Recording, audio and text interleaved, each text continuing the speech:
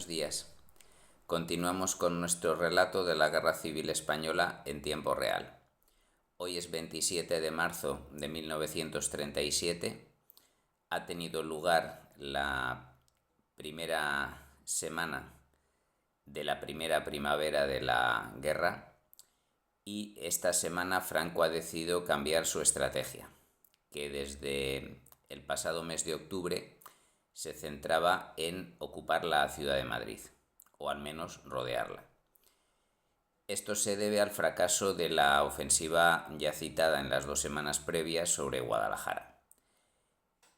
El día 20 de marzo, las fuerzas republicanas alcanzaron sus máximos avances en la contraofensiva y el frente se estabilizó.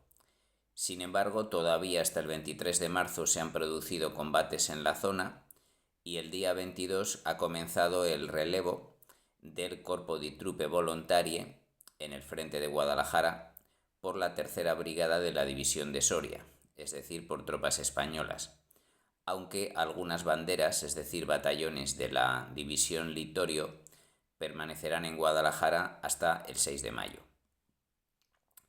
Como conclusiones de la batalla de Guadalajara, lo más importante es el aspecto político.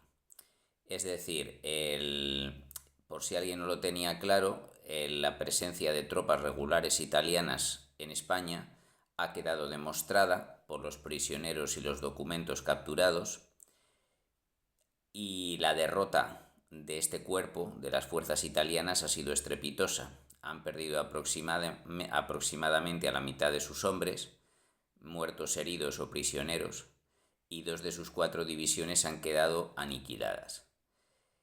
Por lo tanto, es un duro golpe para Italia, más que para la España franquista, y de hecho Mussolini abandona sus exigencias de autonomía militar en España.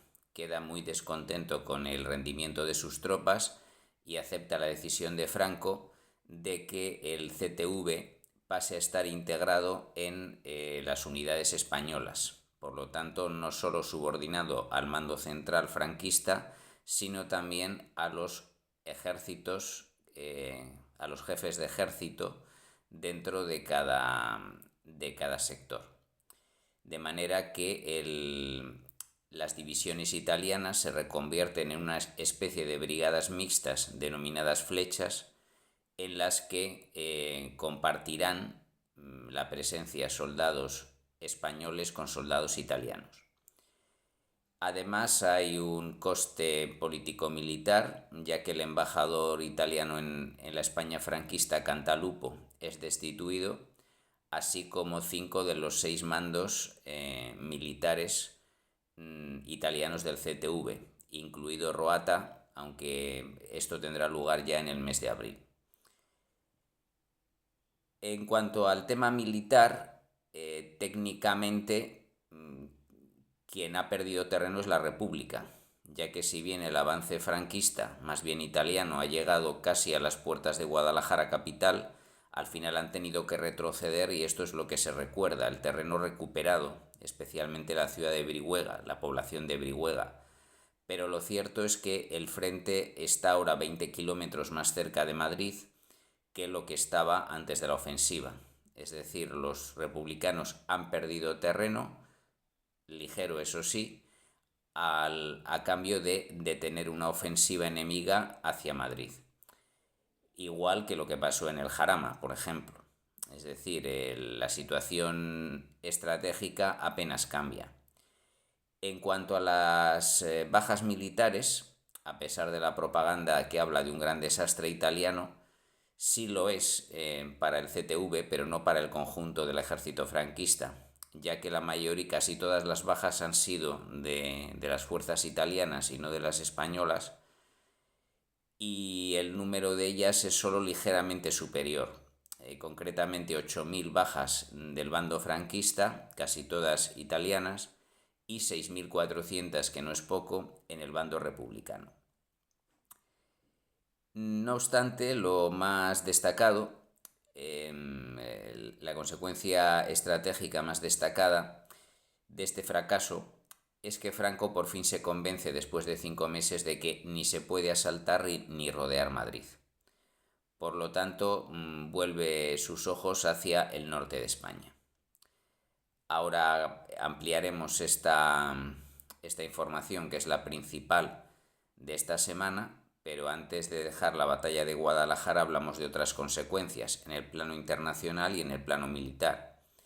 En el plano internacional, la demostración de que los italianos están participando en masa a favor de Franco en España hace que el Comité de No Intervención insista en implantar el control de fronteras en las reuniones que mantuvieron el 23 y 24 de marzo. Este plan ya se había aprobado a principios de mes, pero la lentitud en aplicarlo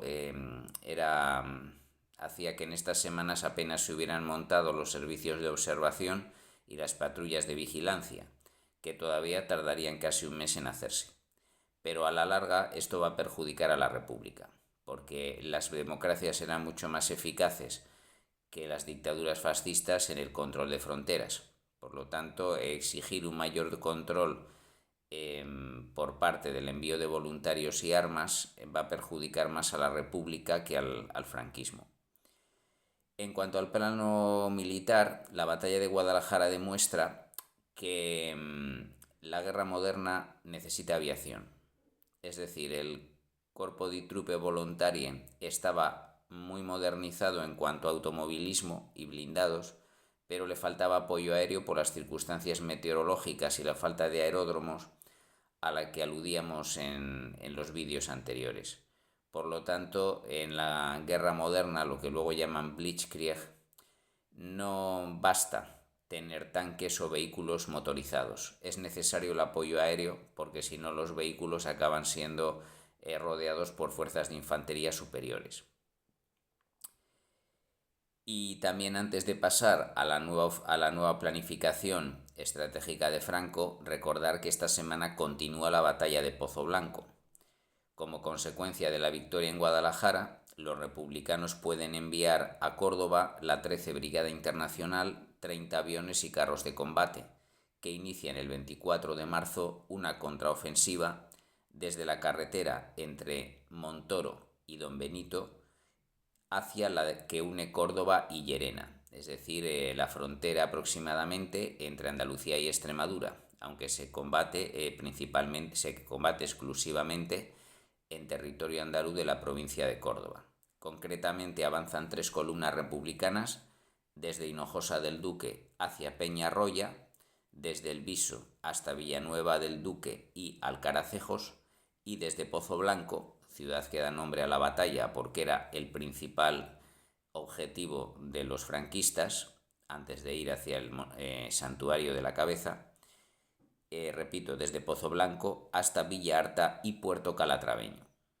Los combates continúan a lo largo de esta semana y veremos sus resultados a partir de la semana que viene. Pero ahora, como digo, lo más importante es la organización de la nueva ofensiva del norte por parte de Franco. La fecha en que se organiza este plan no está demasiado clara. He visto tanto 21 como 22 de marzo, pero bueno, es irrelevante. Apenas un par de días después de fracasar la ofensiva franquista en Guadalajara, el generalísimo se reúne con el coronel Juan Vigón y con el general Alfredo Quindelán. Juan Vigón, jefe de Estado Mayor del Ejército del Norte franquista, es decir, el general Mola, es quien con más ahínco defendía que se reactivaran las operaciones de ataque en el norte de España. El general Alfredo Quindelán, jefe de la Aviación Nacional, apoya este plan, que tiene importantes ventajas. Aparte que es eliminatorio. Si Madrid no va a ser atacado, la siguiente ciudad en importancia que estaba cerca del frente era Bilbao. Por lo tanto, era lógico que si no se atacaba Madrid, el siguiente ataque tendría lugar hacia Bilbao. Además, todo el norte tenía 2 problemas graves para la República, que es que había una división política, es decir, el gobierno de coalición dirigido por nacionalistas en Vizcaya, un consejo interprovincial de Santander, Palencia y Burgos, donde el Frente Popular gobernaba en minoría, ya que había perdido las elecciones en el 36, y un Consejo Interprovincial de Asturias, León y Palencia, con capital en Gijón, gobernado sí por el Frente Popular, pero que tenía serios problemas militares tras su fracaso de la ofensiva sobre Oviedo, y cuya coordinación con el resto de provincias del norte era escasa. Además, las tres provincias tenían una debilidad militar bastante acusada, ya que su aislamiento hacía que las milicias se hubieran militarizado bastante poco, contaban poca presencia naval y aérea, y en algunos casos, como el Cuerpo de Ejército de Santander, pues la combatividad de sus fuerzas era escasa. Los franquistas, también había una ventaja, que es que era la riqueza industrial y minera que tenían Vizcaya y Asturias, aunque debido a la extensión del frente, la ofensiva de esta primavera va a ser exclusivamente sobre Vizcaya. Para ello, para atacar en los próximos días la provincia de Vizcaya, el ejército del norte crea la División de Navarra, es decir, 4 brigadas formadas básicamente por carlistas, cuyo origen es principalmente Navarra, Álava y también Guipúzcoa, que está ya ocupada por los franquistas desde septiembre. Estas 4 brigadas totalizan 28.000 hombres y tiene el mando conjunto del general Solchaga. Cada una de las brigadas las manda García Baliño, Alonso Vega, Cayuela y La Torre. A lo largo de la campaña del norte se crearán 2 brigadas más de Navarra, por lo tanto los 28.000 hombres pasarán a ser 44.000, a los que hay que añadir otros 8.000 de la brigada hispano-italiana Flechas Negras bajo el mando del coronel Piaccioni. Ya comentaba que los Flechas eran una nueva organización del CTV integrado junto a fuerzas españolas, eso sí, bajo mando italiano. Frente a estos 46.000 hombres, que luego aumentarían a 54.000, los republicanos de Vizcaya acababan de militarizar a las milicias nacionalistas e izquierdistas de Vizcaya. El famoso Eusko Gudarostea, justo el 26 de marzo, pasa a denominarse Cuerpo de Ejército de Euskadi, y su mando lo tendrá el propio Lehendakari Aguirre. Si bien contará con la asesoría de Alberto Montaud como militar de carrera, y se dividirá en 4 divisiones bajo el mando de fuerzas, de mandos militares. La división de Gómez García, la de Vidal Munarriz, la de Juan Ibarrola y la de Irezábal Goti. En el momento de la ofensiva, el cuerpo de ejército vasco tiene 30.000 hombres, pero en los meses que durará acabará aumentando hasta 50.000 debido al reclutamiento. Según indica Francisco Manuel Vargas en su capítulo de la obra colectiva Los ejércitos, en total durante la ofensiva este cuerpo de ejército estaría formado por un total de 80 batallones. De 70 batallones vascos y 10 batallones asturianos que luego enviaría Asturias como apoyo. De los 70 batallones vascos, 28, a pesar de haberse militarizado oficialmente, siguen creándose batallones vinculados a partidos políticos y sindicatos. 28 pertenecían a fuerzas nacionalistas, 23 concretamente al Partido Nacionalista Vasco, 1 a su sindicato STV, 2 a Acción Nacionalista Vasca, que eran nacionalistas vascos de izquierdas, y 2 de Eusko Mendigo y Sale Bacha, que era una versión independentista del nacionalismo vasco. En cuanto a los marxistas, eran un número bastante parecido, 29 batallones repartidos entre 11 del PSOE o UGT, no he localizado exactamente cuántos del partido y cuántos del sindicato, 9 eran del Partido Comunista y otros 9 de las Juventudes Socialistas Unificadas, que como sabemos integraban tanto a comunistas como a socialistas. Los 13 batallones restantes se dividían en 7 anarquistas de la CNT, y 6 republicanos, concretamente 5 de Izquierda Republicana y solo 1 de Unión Republicana. Por lo tanto, si bien al principio de la ofensiva el número de tropa es mayor en el bando republicano, con la incorporación de 2 nuevas brigadas navarras, acabará siendo ligeramente superior la presencia de tropas franquistas. Sin embargo, no es el número de hombres quien va a decidir esta guerra, sino la artillería y la aviación. Concretamente, las piezas de artillería de los franquistas casi duplicaban a las republicanas. Unas 250 estaban en el ejército franquista en este sector y apenas 140 en el republicano, sin contar la artillería antiaérea, que eran otras 55 piezas. Precisamente esa artillería antiaérea sería útil para contrarrestar, útil o inútil porque poco pudo parar la ofensiva aérea, tanto en ciudades como en el frente, para detener a la aviación franquista en Vizcaya, o enviada contra el frente de Vizcaya.